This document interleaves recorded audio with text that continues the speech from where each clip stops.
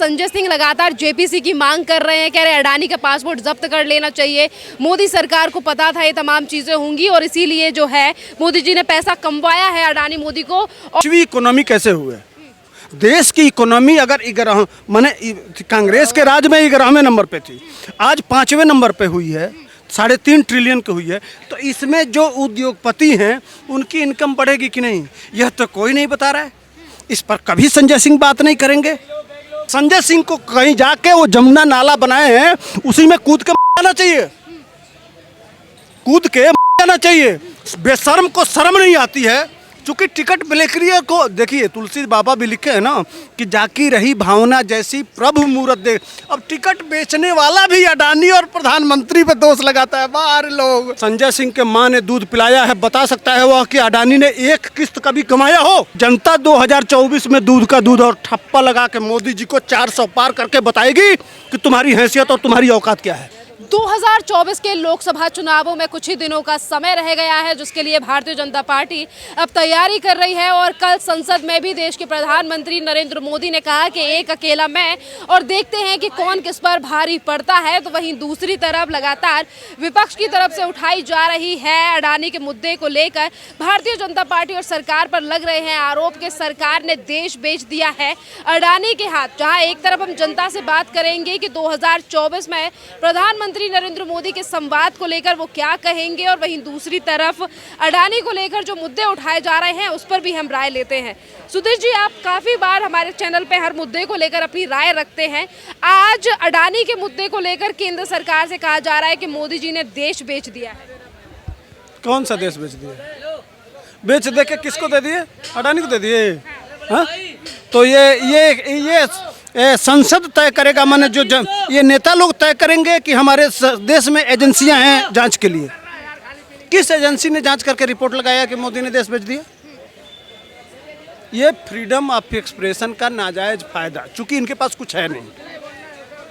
खुद परिवार अरबपति खरबपति और करोड़पति और अपने चंगू मंगू जो देश लूटते थे, लाइन लगती थी दलालों की। यही थी शास्त्री भवन पे, कृषि भवन पे, वो नॉर्थ एवेन्यू, साउथ एवेन्यू में दलाल, सारे मंत्रियों के इसी कांग्रेस में दलालों की लिस्ट बनती थी और रेट तय होता था। इसी तरह से उत्तर प्रदेश में इस समय जब ये मुख्यमंत्री थे अखिलेश यादव, तो 2.5 मुख्यमंत्री थे। एक यह थे, इनके चाचा थे, और एक आजम खान थे। 20-20 लाख नौकरी के नाम पे, 25-25 लाख नौकरी के नाम पे, समझ रहे हैं कि नहीं? तो ये दलाल हैं।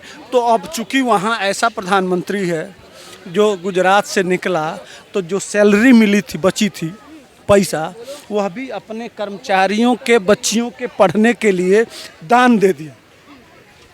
अब इस तरह का व्यक्ति, उनके परिवार के पेट्रोल पंप करना, छोटे छोटे काम करना, देश के लिए 18 घंटा 20 घंटा वो आदमी काम कर रहा है ईमानदारी से। 8 साल हो गया, एक मंत्री पर कोई दाग नहीं लगा पाए। तो अब करें क्या? क्योंकि बोलने का फ्रीडम है, कुछ भी कह सकते हैं। अब वो अभी कितना मुकदमा करेंगे? मुकदमा करते हैं तो माफ़ी मांगना पड़ता है सुप्रीम कोर्ट तक। यही होता है अब तक। भाई केजरीवाल माफ़ी मांगा, राहुल गांधी माफ़ी मांगा, सारे लोग तो माफ़ी मांग चुके हैं। बात समझ। तो ये है सच्चाई। वो जनता जान रही है कि वह आदमी 18 घंटा 20 घंटा काम कर रहा है। हाँ, इस देश को कमज़ोर करने के लिए तरह तरह की एजेंसियां लगी हुई हैं कि किस तरह से बदनाम किया जाए। इसलिए कि भारत आज के डेट में सबसे ज़्यादा तेज़ी से उभरता हुआ विकास की तरफ बढ़ता हुआ देश है।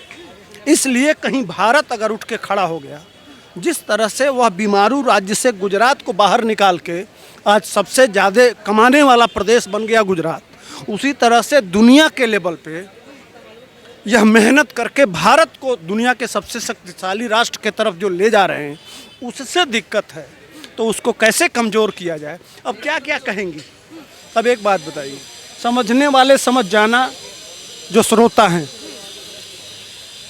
पाकिस्तान और श्रीलंका हंगर इंडेक्स में हमारे देश से आगे है। जहां आटा के लिए मारामारी हो रही है, वहां की औरतें कह रही हैं कि हम एक टाइम खाना खा के सो रहे हैं, बर्तन उलाट के दिखा रही हैं कि कुछ भी खाने के लिए नहीं है, बच्चा रो रहा है गोद में, औरतों के आंखों से आंसू आ रहा है, और दुनिया बता रही है कि भारत पाकिस्तान और श्रीलंका से हंगर इंडेक्स में माने भूख में ज़्यादा है। 8वीं से ज़्यादा जिस देश में पढ़ नहीं सकते, बच्चियां पढ़ नहीं सकती, वहाँ उस अफ़गानिस्तान में महिलाओं की स्वतंत्रता भारत से ज़्यादा है। उस सीरिया को बताया जा रहा है कि ज़्यादा हैप्पीनेस है जहाँ गृह युद्ध चल रहा है। कब किधर से बम फूटेगा, किधर से बम आके गिरेगा, कभी कोई गिरा रहा है, माने रोज का। उस देश को बताया जा रहा है कि यहाँ हैप्पीनेस ज़्यादा है। सुधीर जी, दिल्ली में खड़े हैं, देश की राजधानी दिल्ली में खड़े हैं। संजय सिंह लगातार जेपीसी की मांग कर रहे हैं, कह रहे हैं अडानी का पासपोर्ट जब्त कर लेना चाहिए। मोदी सरकार को पता था ये तमाम चीज़ें होंगी और इसीलिए जो है मोदी जी ने पैसा कमवाया है अडानी मोदी को, और 2 साल में 12% आमदनी जो है वो अडानी की बढ़ी है। अच्छा, एक बात बताइए, जैसे मान लीजिए कि मैं एक एम्प्लाई हूँ, नहीं, जो पूंजी लगाएगा उसका पूंजी बढ़ेगी नहीं। जो पूंजी लगाएगा तो उसकी पूंजी बढ़ेगी नहीं। बैंक में 4% इंटरेस्ट देता है, वो तो फैक्ट्री खोला है, और लंबी पूंजी लगाया है तो उसको 12% एग्जिस्ट हुआ तो क्या हुआ? अच्छा, पांचवी इकोनॉमी कैसे हुए? देश की इकोनॉमी अगर 11 माने कांग्रेस के राज में 11वें नंबर पे थी, आज 5वें नंबर पे हुई है, 3.5 ट्रिलियन की हुई है। तो इसमें जो उद्योगपति हैं उनकी इनकम बढ़ेगी कि नहीं, यह तो कोई नहीं बता रहा है। इस पर कभी संजय सिंह बात नहीं करेंगे। किसकी नहीं बढ़ी है? सारे उद्योगपतियों की जब पूरे देश की इकोनॉमी बूस्ट करेगी तो उसमें हर उद्योगपति सबकी इनकम बढ़ेगी। अब और कौन नहीं बढ़ रहा है? तो ये एक एजेंडा। अच्छा, अब वो भी इल्जाम लगा रहे हैं जिनके जेल मंत्री जेल में है, वो भी किसमें? भ्रष्टाचार में। जांच किसने किया? हाई कोर्ट ने मुकदमा में के तहत किए है। आज भी वो मैंने सांप सूप हंसे तो हंसे, चलनियों हंसे, जो उन्होंने 76 छेद संजय सिंह को कहीं जाके वो जमुना नाला बनाए हैं, उसी में कूद के आना चाहिए, कूद के आना चाहिए। बेशर्म को शर्म नहीं आती है। चूंकि टिकट बिक्रिया को देखिए, तुलसी बाबा भी लिखे हैं ना कि जाकी रही भावना जैसी प्रभु मूरत दे। अब टिकट बेचने वाला भी अडानी और प्रधानमंत्री पे दोष लगाता है। बाहर लोग, गजब का देश है। अब खुद करोड़ों की संपत्ति लखनऊ में वो रखा है, तो वो उसी तरह से देखेगा। लेकिन सही बात यह है कि अंतर्राष्ट्रीय से लेकर राष्ट्रीय जिस तरह से अब हो गया ना, 25% बढ़ गया ना, फिर उसी जगह पे जाएंगे। वह ईमानदारी से आज तक एक किस्त उस आदमी का स्टेट बैंक का कैंसिल नहीं हुआ, और 35,000 करोड़ रुपया लगा के यही LIC आज के डेट में भी 70,000 करोड़ रुपया, मैंने 35,000 के फायदे में है। धीरे धीरे खुल के आ रहा है ना। RBI क्लीन दे दिया, LIC ने क्लीन दे दिया, स्टेट बैंक ने क्लीन दे दिया। सारी जो भारत की एजेंसियां हैं वह क्लीन वो कर रही। हाँ, जो पैसा दिया वो कह रहा है नहीं, हमारे साथ कोई दिक्कत नहीं है। एक बात बताइए, आप ही बैंक से लोन लेती हैं, तो यही ना बैंक आपका हर किस्त टाइम से आ रहा है कि नहीं? संजय सिंह के माँ ने दूध पिलाया है, बता सकता है वह कि अडानी ने एक किस्त कभी कमाया हो? नहीं बता सकता। किसी फिर सिर्फ संसद में बोलने की आज़ादी है, किसी पे दोष लगा दीजिए। लेकिन दूध का दूध, यह जनता 2024 में दूध का दूध और ठप्पा लगा के मोदी जी को 400 पार करके बताएगी कि तुम्हारी हैसियत और तुम्हारी औकात क्या है। सर, तो प्रधानमंत्री मोदी जी बनने वाले हैं 24 में। सर, आप क्या कहेंगे जिस तरीके से अडानी के मुद्दे को लेकर विपक्ष मोदी सरकार को घेर रहा है? मोदी सरकार का, मोदी 2024 में पूर्ण बहुमत से आ रहे हैं, 400 सीट आएगी। संजय सिंह कह रहे हैं जेपीसी की जांच। संजय सिंह यूपी में लड़ाए थे 402 MLA, जिसमें सारे के जमानत जब्त हो गई। एक की जमानत नहीं बचा पाए, सीट तो नहीं है पाए, सबकी सब जमानत जब्त हो गई। क्या लग रहा है सर, 24 में कौन प्रधानमंत्री बनना चाहिए? अभी तो केजरीवाल ही बनेंगे। अभी तो केजरीवाल क्यों बनने चाहिए सर 24 में? अभी तो दिल्ली में उनका ही चल रहा ना। दिल्ली नहीं, देश में। अच्छा, देश में चलेगा पूरा। जो मोदी सरकार ही आएगी और क्या? महाराष्ट्र से है। हाँ, महाराष्ट्र से है। सर, आप महाराष्ट्र से आए हैं, क्या लग रहा है 24 में कौन प्रधानमंत्री बनना चाहिए? अरे बाप रे कौन बनना चाहिए, मैं कैसे बोल सकता हूँ?